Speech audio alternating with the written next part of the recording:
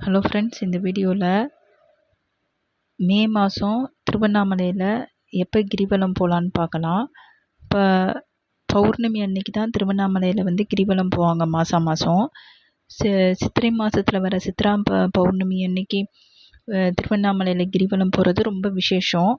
எப்போ பௌர்ணமி திதி ஆரம்பிக்குதுன்னு பார்த்தீங்கன்னா, ஏப்ரல் 30 இரவு 9:51 ஆரம்பித்து மே 1 இரவு 11:07 முடியுது.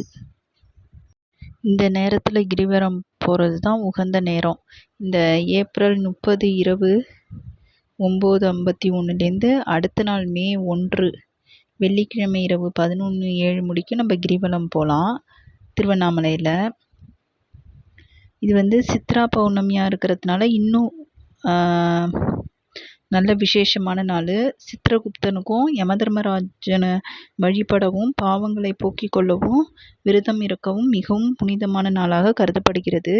சிவனுக்கு, முருகருக்கு, சித்தருக்கெல்லாம் மிக உகந்த காலமாக இது கருதப்படுது. பௌர்ணமினாலே உங்களுக்கு பாசிட்டிவ் வைப் தான். நம்மள்கிட்ட இருக்கிற நெகட்டிவ் வைப்ரேஷன்லாம் கம்மியாகி நம்மளை சுற்றி பாசிட்டிவ் வைப்பு வரும்.